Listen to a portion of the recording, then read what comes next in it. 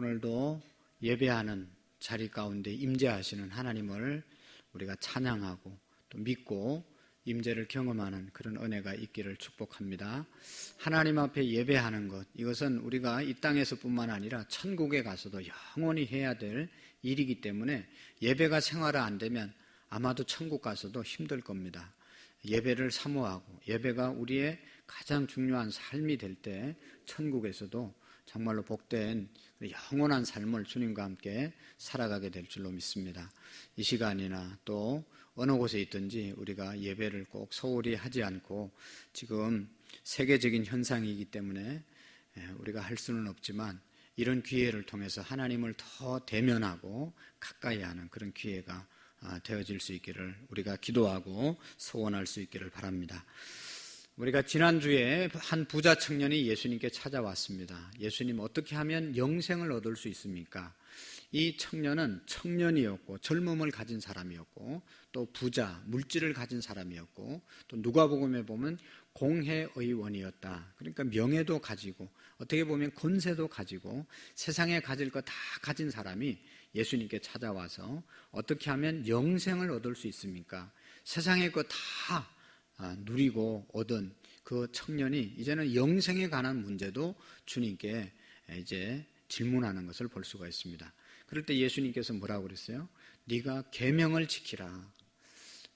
살인하지 말라, 간음하지 말라, 도적질하지 말라, 거짓 증거하지 말라. 내가 어릴 때부터 이 계명은 다 지켰습니다. 그럴 때 예수님께서 그러면 내가 한 가지 부족한 것이 있는데 내 재산을, 내 재물을 팔아서 가난한 사람들에게 주고 와서 나를 따르라 라고 말했을 때 이 부자 청년이 건심하여 돌아가니라, 그렇게 말씀했습니다. 여러분, 이 청년에게 있어서 물질을 팔아서 가난한 사람들에게 주고 나를 쫓을 때 영생을 얻겠다고 말씀하셨는데, 이 말씀은 모든 사람에게 물질을 팔아서 가난한 사람들에게 나누어 주고 예수님을 따라야 영생을 얻을 수 있다는 말은 아니라고 그랬죠. 우리가 오해하면 안 되는 것이, 이 청년에게 있어서는 예수님을 따라가는 데 있어서 가장 걸림돌이 물질이었기 때문에 그 물질을 정리하라고 그런 겁니다. 오늘날 많은 사람들이 주님을 따라가는데 걸림돌이 있습니다. 그것을 정리하지 않으면 우리가 주님을 따라가지 못하고 영생을 얻지 못하는 것입니다. 그것이 자기 사랑일 수도 있고 가족을 너무 하나님보다 더 사랑하는 것일 수도 있고 이 청년처럼 물질이 되어질 수도 있고 여러 가지가 되어질 수 있는데, 그것을 하나님 앞에 내가 고백하면서 내가 하나님보다 정말로 주님 따라가는 데 있어서 걸림돌이 되는 것이 무엇인지를 하나님 앞에서 우리가 정직하게 고백하고 그것을 정리하는 그런 믿음이 되어야 주님을 따라서 가고 영생을 누릴 수 있다는 것입니다. 그리고 이제 이 부자 청년을 만나고 이렇게 말씀하고 이 청년이 돌아가고 난 다음에 예수님께서 이 부자 청년과 대화한 내용을 큰 교훈으로 우리에게 말씀해 주고 있는 것입니다. 그것이 뭔가 하면 어떤 교훈을 주고 있습니까? 부자 청년이 떠나가고 난 다음에 주시는 하나님의 말씀, 교훈은 23절, 24절을 한번 읽어보실까요? 시작. 예수께서 제자들에게 이르시되 내가 진실로 너희에게 이르노니 부자는 천국에 들어가기가 어려우니라. 다시 너희에게 말하노니 낙타가 바늘기로 들어가는 것이 부자가 하나님 나라에 들어가는 것보다 쉬우니라 하시니. 아멘.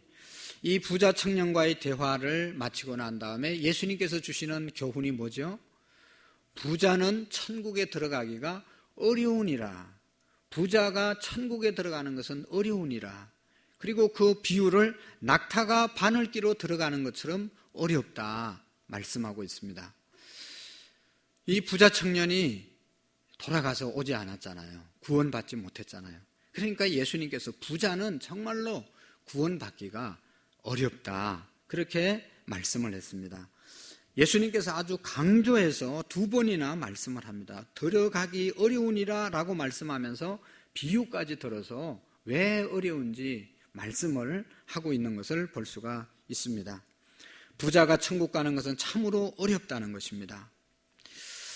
내가 진실로 너희에게 이르노니 라고 하는 말의 표현은 진실로 정말로 이 부자가 천국 가는 것은 어려우니라 말씀을 하는데, 그렇다면 문제가 있습니다. 그럼 부자는 다 천국 갈 수 없냐?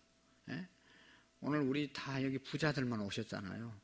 우리 다 천국 못 가는 겁니까? 문제가 있는 말씀 아니겠어요? 그러니까 이 말씀의 뜻을 우리가 잘 깨달아야 되는 것이죠. 왜 우리에게 직접 관계가 있는가?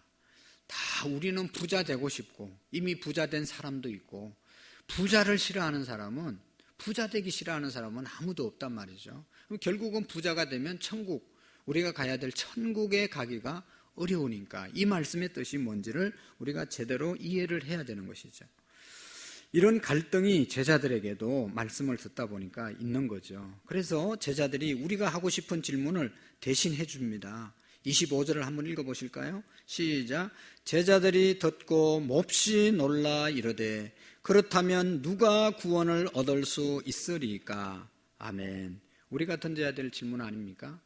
권사님들이 던져야 될 질문입니다. 그러면 누가 천국 갈 수 있습니까? 여기 몹시 놀라, 그 말은 아주 충격을 받았다는 것이죠. 물질 많으면 그러면 천국 못 가냐? 이거 얼마나 큰 충격입니까? 여러분, 여기에 깊은 의미가 있습니다. 여러분, 부자는 왜 천국 갈 수 없나? 그러면 부자는 어떤 사람인가? 부자는 어떤 사람인가? 부자는 돈 많은 사람입니까? 부자는 어떤 사람이 도대체 예수님이 말씀하는 부자, 천국 가기 어려운 사람인가를 우리가 제대로 정리해야 되는 것이죠. 여러분, 부자는 여러 종류의 부자가 있는 것을 우리가 볼 수가 있습니다. 우리 가운데 이 부자라고 말하지만 사실은 또 부자가 아닌 사람도 있는 것을 볼 수가 있습니다. 큰 사업을 하고 그냥 최고 우리나라에서 좋은 차, 외제차를 타고 다니는 그런 기업 하시는 분들 엄청나잖아요. 좋은 집에 살고 막 서울에 수십억짜리 아파트에 사는 사람들이 사업하다가 그 정리를 하면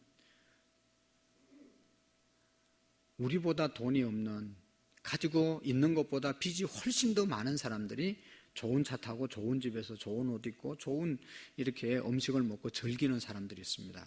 이거는 사실은 가짜 부자죠. 자기 돈 가지고 이렇게 누리는 게 아니고 은행 돈 갖다가 사업하네 하면서 그걸 이용해서 돌려막기 하면서 자기 거는 사실은 없어요. 그냥 은행 돈이 더 많아요. 이런 사람들은 진짜 부자라고 말하기가 어렵겠죠.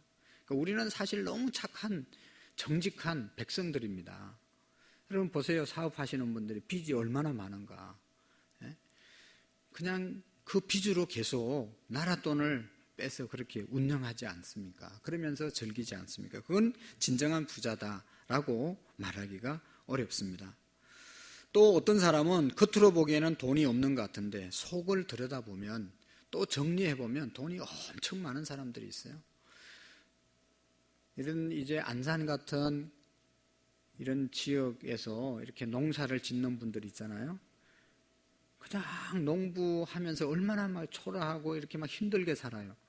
가난한 것처럼 보이지만 재산을 팔아서 정리하면 돈이 엄청 많이 남는 거거든요. 이런 사람들은 또 부자면서 또 부자처럼 살지 못하는 그런 사람도 있고, 부자 아니면서 부자처럼 사는 사람도 있고, 이런 것이라는 것이죠. 그래서 여기에서 진정한 부자라고 하는 말이 해석이 필요하다는 것입니다.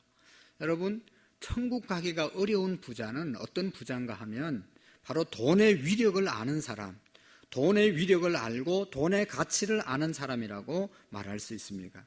그래서 돈을 하나님보다 더 능력 있다고 인정하고 살아가는 그런 사람들, 돈이면 모든 것을 해결할 수 있다고 생각하고 그 돈을 쫓아 살아가는 사람들이 부자다, 천국 가기 어려운 사람이다, 그렇게 말할 수가 있는 것이죠.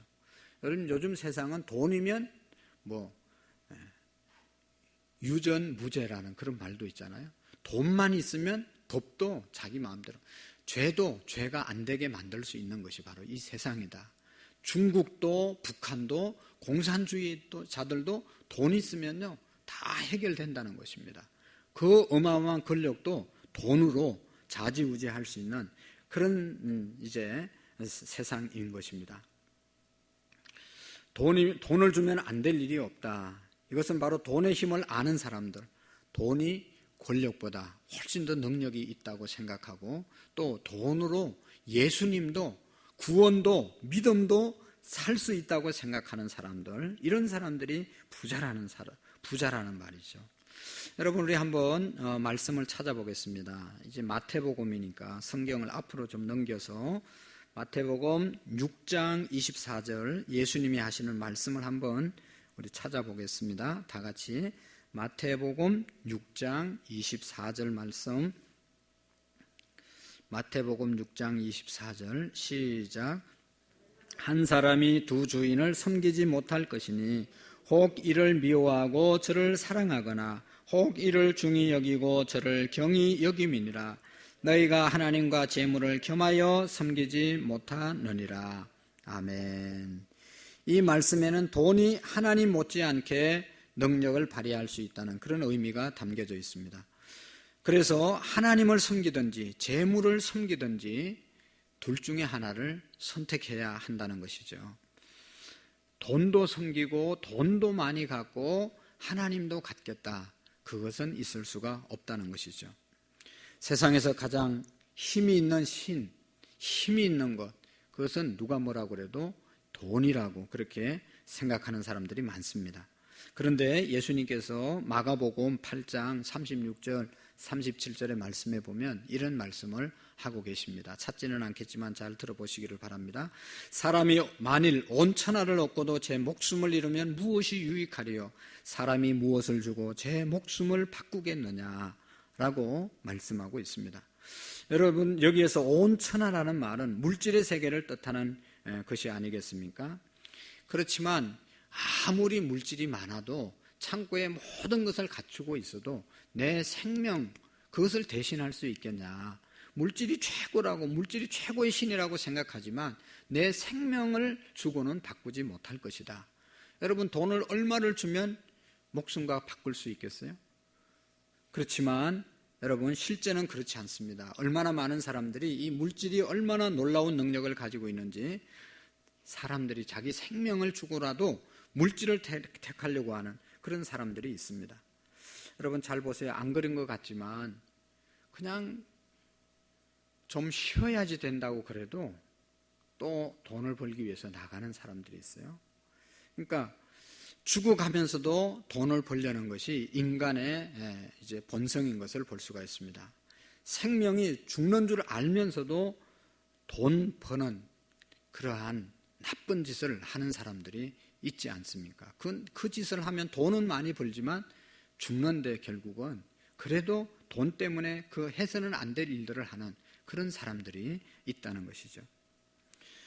여러분, 이거는 극단적인 경우이지만 그렇지 않더라도 우리 일상을 돌아볼 때 돈 때문에 양심을 팔고 신앙을 파는 사례가 참으로 많이 있는 것입니다. 그래서 사도 바울 선생님은 우리에게, 디모데에게 특별히 권면하고 있습니다. 디모데전서 6장 9절 10절에 보면 부하려고 하는 자들은 시험과 올무와 여러 가지 어리석은 해로운 정욕에 떨어지나니 곧 사람으로 침륜과 멸망에 빠지게 하는 것이라. 돈을 사랑함이 일만하게 뿌리가 되나니 이것을 사모하는 자들은 미혹을 받아 믿음에서 떠나 많은 근심으로써 자기를 찔렀도다 라고 말씀하고 있습니다. 돈 정말로 있어야 되는 것이죠. 그렇지만 이걸 사랑하면 결국은 우리가 거기에 빠지게 되고 믿음도 잊어버리는 그런 결과를 가져올 수 있다는 것을 말씀하고 있는 것입니다. 돈을 사랑하는 것이, 돈만 최고라고 생각하는 것이 모든 악의 뿌리가 된다고 말씀하고 있습니다. 이것이 돈의 속성이죠. 그런데 놀랍게도 많은 사람들이 돈의 위력을 과소평가하는 사람도 있습니다. 그리고 서서히 돈의 노예가 되어가고 있습니다. 마약에 중독이 되면 사람들이 폐인이 되거나 죽는다는 것을 알지만 돈 몇 푼 벌기 위해서 끊임없이 그렇게 잘못된 길을 가고 또 이렇게 하는 사람들도 있다는 것이죠. 여러분, 오늘 말씀을 통해서 우리가 다시 한번 통렬히 예수님께서 이 돈에 대한 지적을 하는 것을 우리가 기억해야 합니다. 우리는 정말로 돈에 목말라 하고 있지는 않은가? 아니면 정말로 내가 믿음의 사람처럼 하나님께 목말라 하고 있는가? 하나님을 목말라 하면서 돈을 우리가 필요에 의해서 잘 관리하고 누리고 이렇게 살아야 된다는 것이죠. 어떤 사람들은 돈을 갈망해서 하나님을 돈 버는 수단으로 하나님 돈 벌게 해주세요. 하나님 잘 되게 해주세요. 하나님을 이용하려고 하는 그런 사람들이 있다는 것이죠. 처음에는 모를 때는 돈 벌기 위해서 하나님께 와서 기도할 수 있지만 지금 우리 정도 되면 그게 목적이 바뀌는 것이 올바른 신앙생활이고 목적이 바뀌는 것이 하나님을 만난 사람들의 특성이거든요. 처음에는 나를 위해서 하나님을 찾고 예수님을 믿었지만 예수님을 만나고 나면 예수님을 위해서 나의 모든 것이 잘 되어야 되고 모든 목적이 예수님, 하나님으로 바뀌어지는 것이 올바른 믿음의 삶인 것을 믿으시기를 바랍니다. 여러분, 돈 많은 사람이 되기보다는 돈을 정말로 잘 이용해서 하나님을 영화롭게 하는 그런 삶으로 우리가 세워질 수 있기를 축복합니다. 어떤 사람은 돈 있다고 해서 그 돈, 그 자기가 벌은 것처럼 아주 돈을 가지고 유세를 하고 권리를 주장하고 구원도 돈으로 살 수 있다고 생각하는 사람들도 있습니다. 이것은 참으로 어리석은 사람이죠. 어떤 사람은 내가 돈 많이 벌으면 교회 하나 짓겠다. 그리고 내가 교회를 지어서 이러면서 이렇게 말하는 사람들이 있어요. 좋지요? 그러나 그의 마음속에 정말로 하나님이 주신 축복을 가지고 내가 하나님의 성전을 섬기는데 세우는데 섬기겠다. 그런 마음을 가지면 얼마나 좋겠어요. 그러나 내가 교회를 하나 세워서 이런 공을 세우겠다고 하는 그런 마음으로 그런 말을 하고 그런 일을 하면 참으로 잘못된 것이죠. 우리나라의 제주도에 가면 교회를 아름답게 지어놓고 이제 많은 관광객들이 그곳에 오고 가는 교회들이 있습니다. 어느 교회라고 하면 또 그러니까 미국도 크리스탈 처칠 같은 데는 사람들이 관광하러 거기 오거든요. 너무 아름답게 모든 것을 유리로 쫙 해놔가지고 그 이제 지역에서 공연하고 할 때는 그 예배당을 빌려주고 거기에서 임대료를 받고 이래가지고 교회를 운영하거든요. 여러분, 이렇게 자기가 교회를 세워놓고 그것을 어떤 다른 목적으로 사용하고 자기를 내가 이런 교회를 세워가지고 이러면서 자기 이름이 드러나는 그런 예배당을 세운 사람은 이건 참으로 잘못된 것이죠. 오늘 우리가 돈에 목마를 것이 아니라 하나님께 목말라 하는 그런 우리의 믿음이 될 수 있기를 축복합니다. 돈에 목마르면 결국은 돈의 노예가 될 수밖에 없는 것입니다.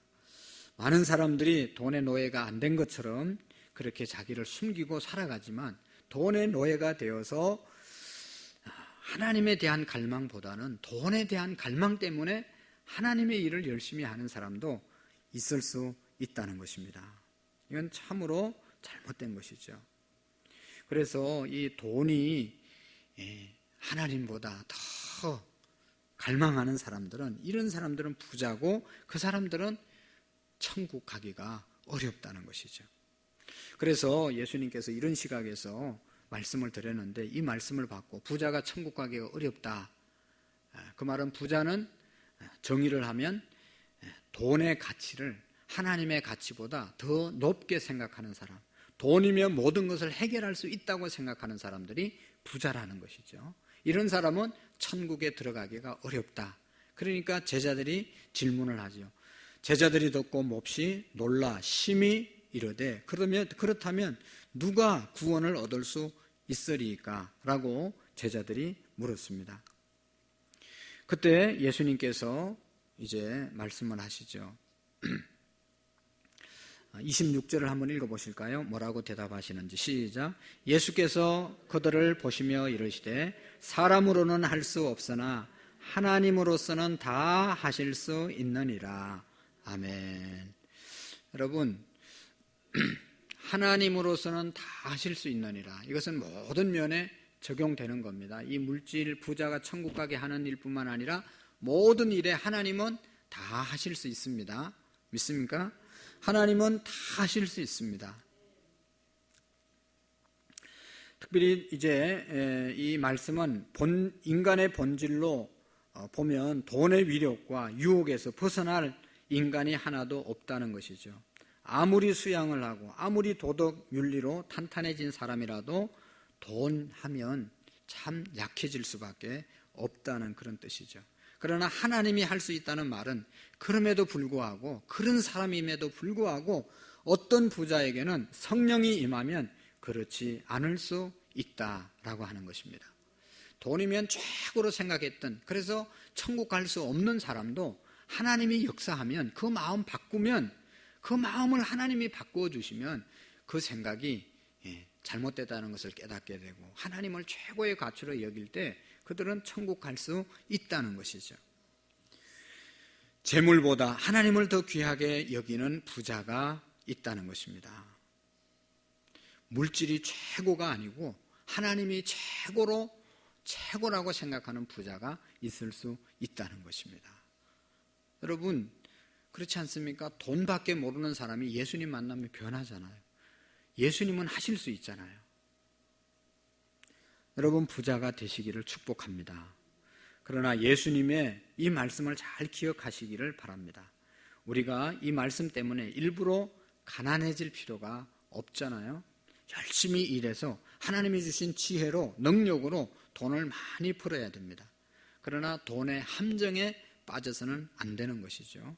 돈이 있으면서도 돈의 노예가 되지 않고 욕심의 터널에서 헤매지 않는 사람, 하나님을 최고로 경외하고 겸손히 하나님을 내 인생의 주인으로 모시는 사람은 돈이 아무리 많아도 천국 가는데 아무런 지장이 없는 것이죠. 우리나라에 참 그런 분들이 너무 많이 계시지 않습니까? 이 사업하는 이유, 목적이 선교하는 데 있고, 이랜드 같은 처음 시작할 때 그 기업의 정신이 그런 것 아니겠습니까? 우리가 벌어서 선교하고 수입의 몇 프로는 선교하는 데 쓰고, 개인적으로도 그런 분들이 너무 많이 있는 것을 우리가 보게 됩니다. 여러분, 부자는, 어떤 사람은 정말로 철저히 돈의 노예가 되어서 살아가는 사람도 있죠. 참 한심하고 어려운 사람이죠. 우리 교회 또 예수 믿는 사람들은 적어도 이렇게 사는 사람은 없는 것 같습니다. 또 두 번째, 돈의 위력에 대한 다른 사람을, 돈 때문에 사람을 조정하려고 하고 돈으로 갑질을 하려고 하는 그런 사람들이 또 있습니다. 그러나 정말로 하나님 앞에 붙잡혀서 이 물질을, 돈을 하나님이 주셨지, 하나님 영광 위해서 사용하는 그런 부자가 있는 것입니다. 여러분, 오늘 이 예수님의 제자들은 이 말씀을 듣고 충격을 받아서 아무 말도 하지 못하고 이제 말을 잊었습니다. 그때 이제 예수님께서 사람으로서는 할 수 없지만 하나님은 그의 마음을 바꾸어서 천국 가게 할 수 있다, 그렇게 말씀하시고, 그 말씀을 들은 베드로 27절 말씀을 한번 읽어볼까요? 시작. 베드로가 대답하여 이르되 보소서 우리가 모든 것을 버리고 주를 따라 싸운데 그런즉 우리가 무엇을 얻으리까? 아멘. 베드로 질문이 어떻습니까? 한번 다시 읽어볼까요? 시작. 이에 베드로가 대답하여 이르되 보소서 우리가 모든 것을 버리고 주를 따라 싸운데 그런즉 우리가 무엇을 얻으리까? 아멘. 한번 생각해 보세요. 이렇게 예수님과 함께 부자는 천국 들어가기 어렵다. 그러면 누가 천국 갈 수 있습니까? 사람으로는 할 수 없지만 하나님으로서는 할 수 있다. 그러니까 성질 급한 베드로가, 그러면 주님, 우리는 여기 뭐라고 그러죠? 모든 것을 버리고 주를 따라 싸운즉 그런즉 우리가 무엇을 얻으리까? 뭐 별로 버릴 것도 없이 살던 사람이 버리고 따라온 거잖아요. 사실은 뭐 배밖에 더 있었어요. 그거 버리고 예수님 따라와가지고 우리는 그러면 이제 다 버리고 따라왔으니까 주님, 우리가 받을 것은 뭡니까? 라고 물어보는 것이죠. 이렇게 사람들을 대해보면 너무 자기에게 뭐가 돌아올까, 내가 이 일을 하면 뭐가 돌아올까, 너무 계산적이고 이런 사람들이 있는 것을 보게 됩니다.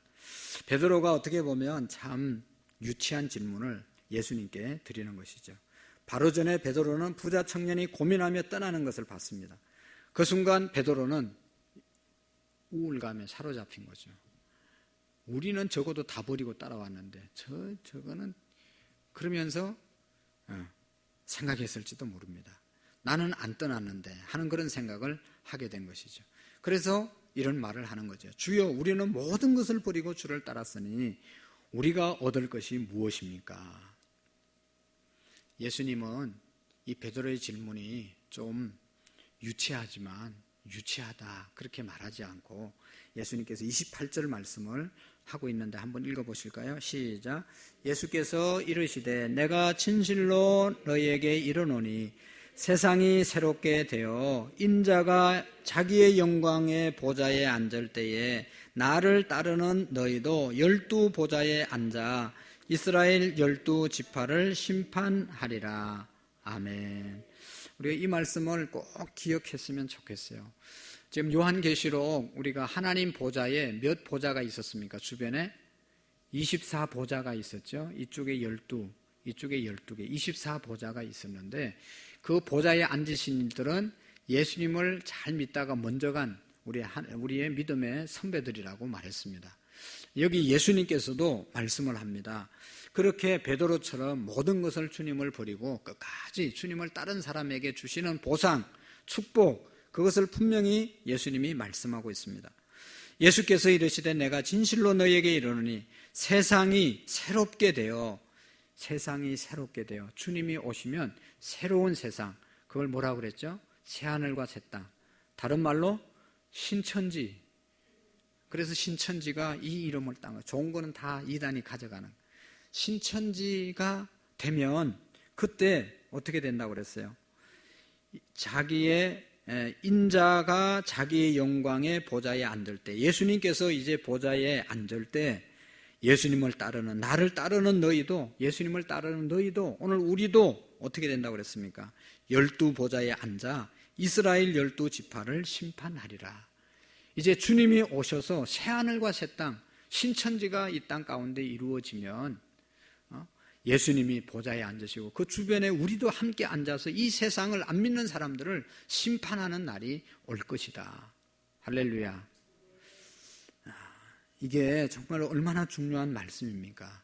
신천지에서는 이제 이 말씀을 따가서 자기들만 그렇게 12 보좌에 앉아서 이 세상을 다스릴 것을 기대하면서 그렇게 신앙생활을 하고 있는 거예요. 그러니까 그렇게 핍박이 와도 이 새하늘과 새 땅, 새로운 세상, 신천지가 이루어질 것을 고대하고 기대하면서 사실은 많은 핍박이 있잖아요.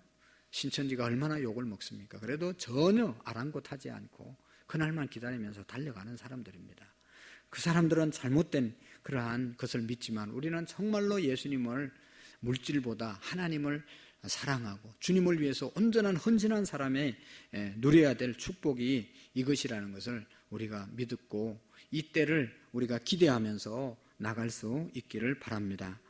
우리가 택할 것이 무엇입니까? 세상에 부유하게 살고 하늘나라에서 비참하게 살겠습니까? 아니면 이 세상에 살면서 좀 힘들고 핍박을 받고 주님을 위해서 포기하는 것이 있고 주님을 위해서 일하다 흔적을 남기고 그러다 하나님 나라 가서 하나님 보좌에서 영원히 주님과 함께 다스리는 삶을 사시겠습니까? 우리는 세상이 아무리 고통스러울지라도 하나님 앞에서 거룩하게 살면 복음을 위해서 핍박을 받고 헌신을 하면 반드시 이런 축복을 우리에게 주실 줄로 믿습니다. 그래서 29절 말씀을 한번 보시기를 바랍니다. 또 내 이름을 위하여 집이나 형제나 자매나 부모나 자식이나 전토를 벌인 자마다 여러 배를 받고 또 영생을 상속하리라. 아멘. 우리가 주님을 위해서, 내 이름을 위하여, 예수님의 이름을 위해서 집이나 형제나 자매나 부모나 자식이나 전토를 벌인 자마다 여러 배를 받고 마가복음에는 100배나 받고 그런 말씀이 있습니다. 여러분, 주님을 위해서 우리가 드린 것, 복음을 위해서 헌신한 것, 여러분 100배, 수천 배의 복을 우리에게 주실 줄로 믿으시기를 바랍니다. 믿습니까? 우리는 사실 주님을 위해서 이것도 하고 저것도 하고 너무 수고 많이 합니다. 또 수고 많이 한다고 생각을 합니다. 그러나 더 정직하게 생각해 보면 하나님을 위해서 한 것보다는 받은 것이 더 많지 않습니까? 주님을 위해서 내가 드린 것보다, 주님을 위해서 뭔가를 한 것보다 내가 받은 것이 훨씬 더 많은 그러한 저와 여러분들입니다. 오늘 아침에도 제가 우리 이제 집사람과 함께 대화하고 또 우리 성도님들을 생각해보고 묵상해보면 너무 수고 많이 하시죠. 너무 신실하시고 너무 귀하신 분들이에요. 너무 헌신을 많이 하셨어요. 그러나 또 한편으로 생각해보면 우리가 주님을 위해서 그렇게 하기는 했지만 하나님이 우리에게 베풀어 주신 그것에 비하면 비교할 수 없이 더 많이 받았지 않습니까? 솔직히 말해서 여러분, 우리보다 우리의 자녀들이 얼마나 더 훌륭하게 잘 살고 있습니까? 그죠? 속된 말로 그러면 공장보다 제품이 다 좋잖아요. 보세요. 자녀들이 얼마나 다 잘 됐습니까? 이것보다 더 큰 축복이 어디 있겠어요? 자녀가 속썩이고 자녀가 어려워지면 이건 내가 아무리 잘 살아도 늘 마음이 아플 텐데 우리보다 자식이 잘 되는 모습을 보면 그 자체가 영광이고 축복이잖아요. 앞으로도 여러분 주님을 위해서 내가 뭘 한다고 생각을 하고 열심히 하지만 생각해보면 하나님은 반드시 더 좋은 것으로 우리에게 채워주실 줄로 믿습니다. 여러분 여기 보시면 이제 주님을 위해서 형제나 집이나 형제나 자매나 부모나 자식이나 전토를 벌인 자마다 여러 배를 받고 또 영생을 상속하리라. 버리면 영생을 받고 100배나 받는다. 그래서 막 일부러 버리는 사람들이 있어요. 이 말씀을 잘못 오해하면 안 됩니다. 버리라는 것이 중요한 게 아니잖아요. 그죠? 버리라는 말 가운데 주님을 먼저 우선으로 정말로 돈보다 더 사랑하고 집보다 더 사랑하고 가족보다 사랑하라는 말이지 그냥 버리라는 말이 아니잖아요. 근데 어떤 사람은 버리라고 그랬다고, 난 버렸다고. 부모도 안 돌보고 집도 안 돌보고 형제도 안 돌보고. 왜 그러냐 그러면 버려야 뭐 영생을 얻고 100배나 얻는다고 그러면서 또 돌아다니는 사람들이 있어요. 이거는 그 뜻이 아니잖아요. 여러분, 우리가 우리의 자신을 포기한 것과 비교할 수 없을 여러 배의 축복과 보상이 우리에게 주어짐을 믿으시기를 바랍니다. 나는 담대하게 주님을 위해서 정말 어떤 것도 포기할 수 있는 사람인가, 그런 믿음인가를 날마다 우리가 확인할 수 있기를 바랍니다. 하나님이 원하시는 것은 우리의 자신입니다. 우리의 자신들, 우리를 하나님이 원하시는 거예요. 주님은 우리를 원하시는 겁니다. 우리가 주님이 우리를 사랑하시는 그 표적은 십자가라고 그랬잖아요. 십자가. 십자가에서 자기의 아들을 희생시키시고 우리를 사랑하시고 우리를 구원해 주셨는데 이보다 더 큰 사랑이 어디 있습니까? 그 사랑을 입은 저와 여러분들은 정말로 주님을 위해서 나 자신을 주님께 온전히 드리는 그런 우리의 믿음이 될 때 하나님께서 영생의 복을 주실 줄로 믿습니다. 30절 말씀을 한번 보겠습니다. 시작. 그러나 먼저 된 자로서 나중되고 나중된 자로서 먼저 될 자가 많으니라. 아멘. 먼저 된 자가 어떻게 된다고요? 나중되고 나중된 자가 먼저 될 자가 많으니라. 무슨 말씀이죠? 저와 여러분들은 먼저 된 자입니까? 나중된 자입니까? 10년 전에 믿으면 먼저 된 건가? 아니면 어저께 믿었으면 먼저 나중된 건가? 그런 뜻은 아닌 것 같아요. 먼저 된 자가 나중될 수도 있고 나중된 자가 먼저 될 수도 있으니까 항상 우리가 주님 앞에 헌신하는 자로 매 시간 서라는 그런 뜻이 아니겠습니까? 주님은 우리가 하나님 앞에서 헌신된 사람으로 서기를 원합니다. 주님은 정말로 우리를 하나님 보좌 우편에서 12보좌에 앉혀셔서 주님과 함께 영원히 왕노릇하기를 원하시고 그날을 기대하고 계시는 것입니다. 그러기 위해서 우리가 그건 꼭 돈만 말하는 것이 아니라 하나님보다 더 가치 있고 하나님보다 하나님을 대신 섬기는 그것을 우리가 버릴 때 그 자리가 우리의 것이 됨을 믿으시고 이러한 하늘의 은혜가 우리에게 있기를 주님의 이름으로 축복합니다. 기도하시겠습니다. 하나님 아버지 감사합니다. 부자 청년을 통해서 부자가 하나님 나라 들어가는 것이 어려우니라 말씀하신 주님, 이 부자는 돈으로 모든 것을 해결할 수 있다고 생각하고 하나님도 물질보다 못하게 여기는 그런 사람을 부자라고 말한다고 했습니다. 주님, 우리는 주님이 최고가 되게 하시고 하나님만이 우리의 영혼과 우리의 삶의 주인임을 날마다 고백하며 우리가 돈을 사랑하고 또 물질을 많이 갖지만 하나님을 위해서 사용하는 그런 믿음의 사람들로 세워주시옵소서.